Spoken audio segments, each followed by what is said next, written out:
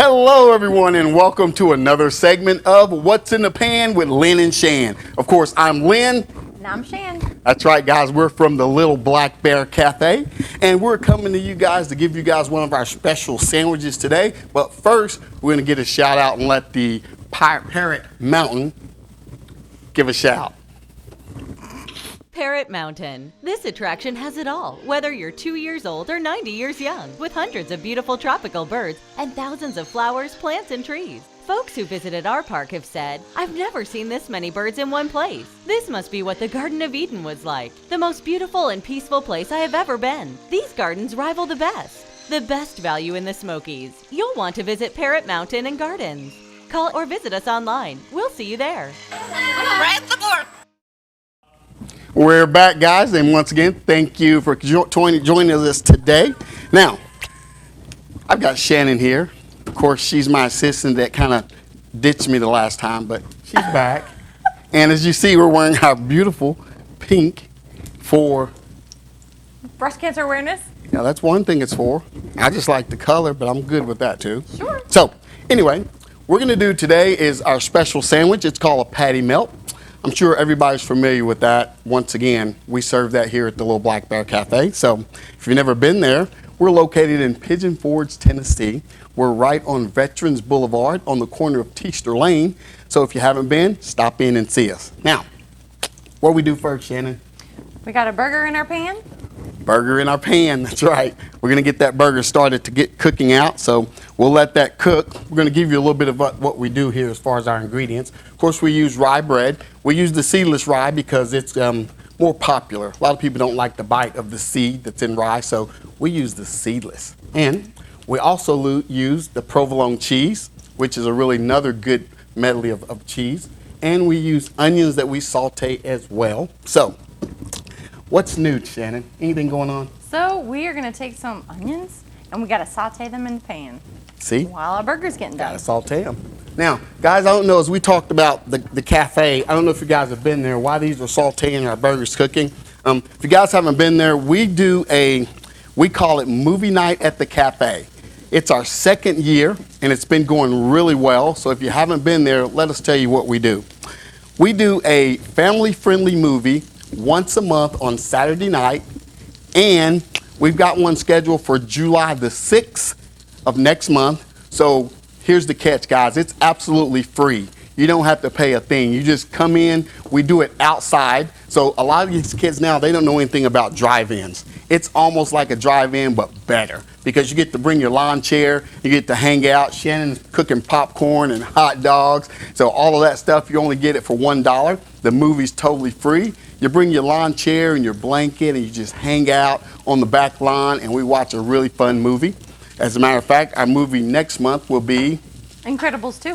Incredibles 2. I couldn't remember that. I'm glad she did. But again, it is rated PG, so, you know, a little bit of parental guidance, but not much. It is a cartoon, so hopefully that'll go really well. Now, Shannon here, who works with me daily, is going on a little adventure next year. So Shannon, let's talk about your adventure, shall we? What are we doing? Well, next year in the spring, when hiking season starts, I am going to go on the Appalachian Trail. That's right, guys. She said it, the Appalachian Trail. So I don't know if you guys are familiar with that. I thought it was a dog food, but I mean, that's just me. I'm not a big hiker, but she's going on this like 1,000-mile hike. Like, how many miles is that for real? It's 2,190.9 miles. For real. And you walk that? You walk the whole thing. So how long does it take you to do that? Like give me what's your agenda on this? Well, it's approximately 6 months. But people say 5 to 7 months. I'm giving myself 6 months. Wow. That's pretty incredible. So do you do this like with a group of people? Do you do this by yourself? Like, how does this thing just kind of work out? Well, for a lot of people choose to do it by themselves, even though there's a ton of people on the trail. So you're not really technically alone. You're hiking with several different people at different times. Depends on your hiking style. Depends on where you go in for resupply.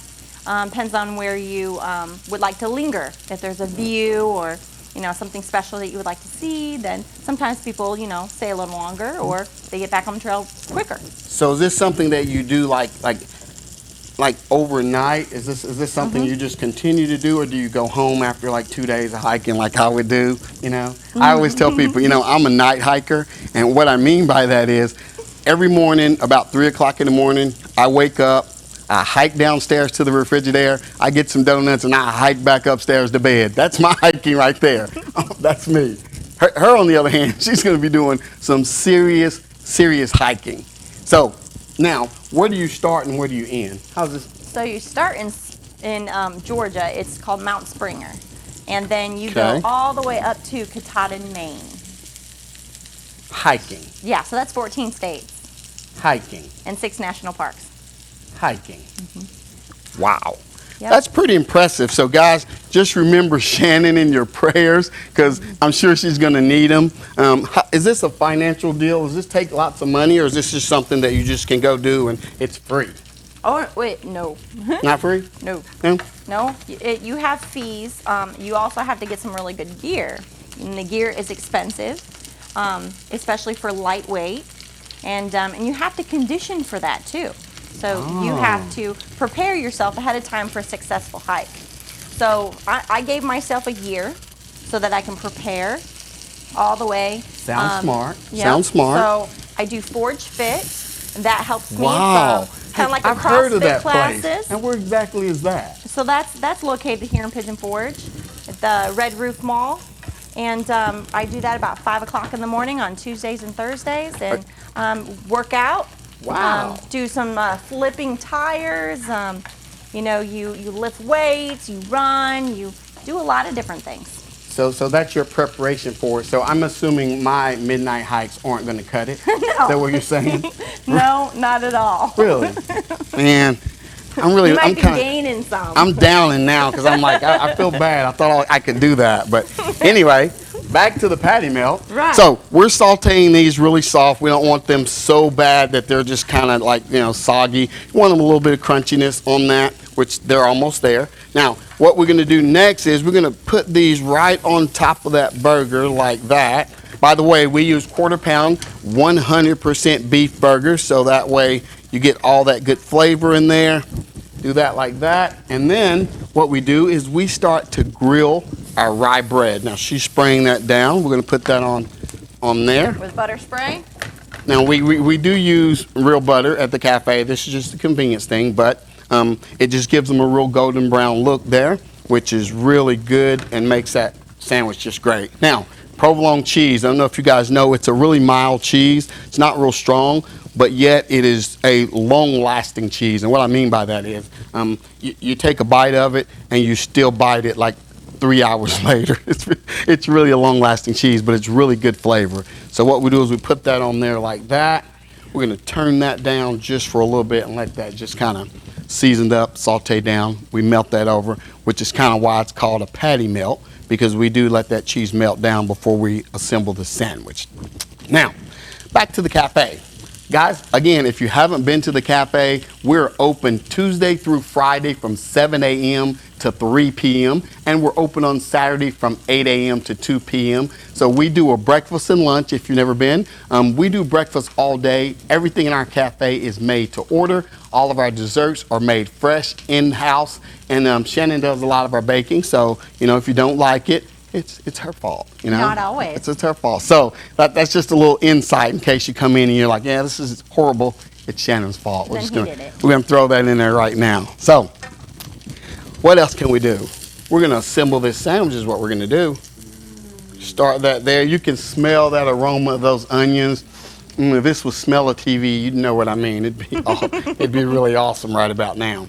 So we're going to continue to grill that. Let's take a look at that. Not yet. Be golden brown. Golden brown. We don't take anything less. It's got to be golden brown. So let that cook a little bit more. And while we do that, we're also going to talk about a little bit about what we do as far as the community. As the cafe, we try to bring the community together. And we do a lot of free events. Like back in April, we had a really huge Easter egg hunt. If you were there, thank you for your support. If you missed it, we've got another one coming up, you know, this Easter coming.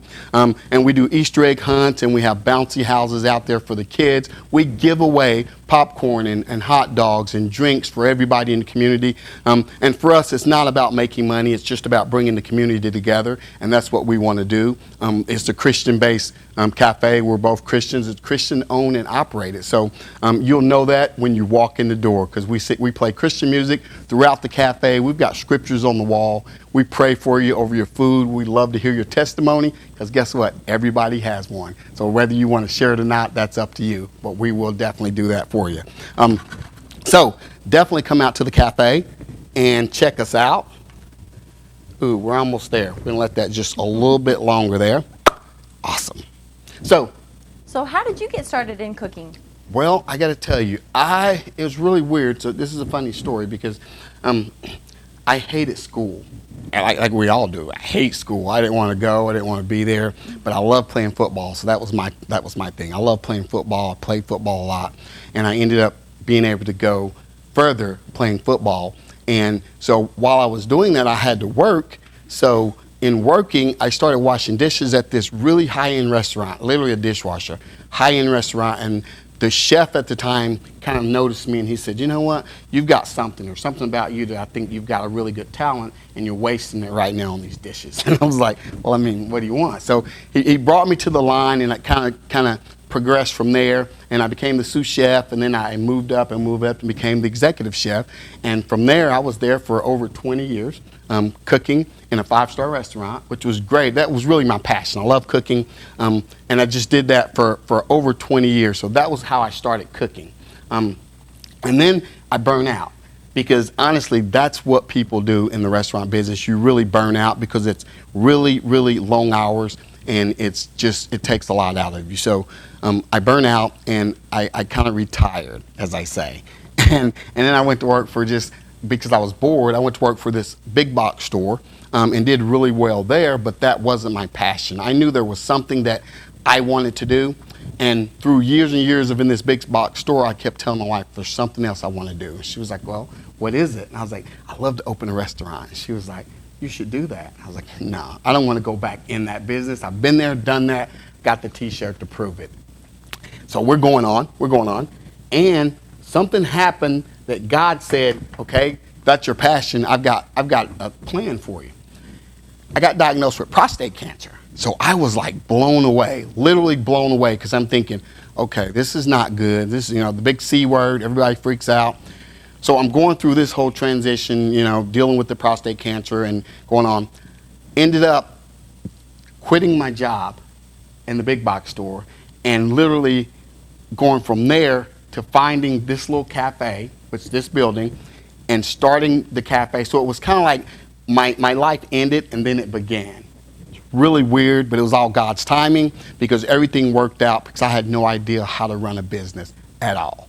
So what I thought was bad, which was the cancer, turned out to be great and such a blessing with the cafe. So that's how the Little Black Bear Cafe came to be. There you go.